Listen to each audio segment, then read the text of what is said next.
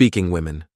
On leaving his farm or estate for any length of time, the freeman would make a public show of handing over the keys of the house to his wife, a sign that she was in absolute charge of all things in his absence. Those keys would be added to the bunch of keys that, as a married woman, she always carried on her person, the most important of which secured the chests containing the family's most precious possessions. In almost every respect, women in Viking society held equal status with their men. Even when the freeman was at home, it was his wife who had complete authority over all household matters and supervised the thralls and free servants, who would assist her with daily tasks such as spinning, weaving, stitching, brewing drink, and preparing food. From an early age, Viking women were encouraged to be self-reliant and resourceful. An Icelandic law set the earliest marrying age for girls at 12 years, and in outlying farming communities, those marriages would usually be arranged by families. On occasion, however, women were free to choose their own husbands. They were also entitled to own property and inherit wealth in their own right.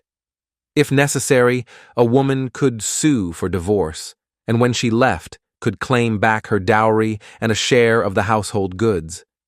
If a woman was widowed, she was allowed the dignity of deciding whether to remarry or retain her independence. That these women were imbued with a strong sense of their own worth and could become influential and wealthy figures in Viking society is evident from the quality of their grave goods and the respectful manner in which they were interred.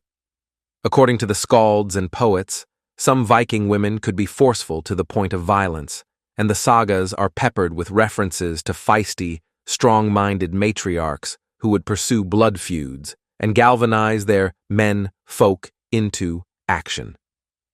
The exploits of one of these women, Freydis, the daughter of Eric the Red, have come down to us in the Groenlandinga, or Greenlanders, saga, and the saga of Eric the Red. In the account given in the Greenlanders saga, Freydis and her husband Thorvard, in partnership with two brothers named Helgi and Finnbogi, set sail from Greenland in 2 ships on a profit-sharing expedition to Vinland. Having arrived safely, Freydis hatches a scheme to take over the ship belonging to the 2 brothers and tricks her husband into slaying both them and their crew. When Thorvard shrinks from killing 5 women who had accompanied Helgi and Finnbogi, Freydis takes up an axe and finishes the job herself.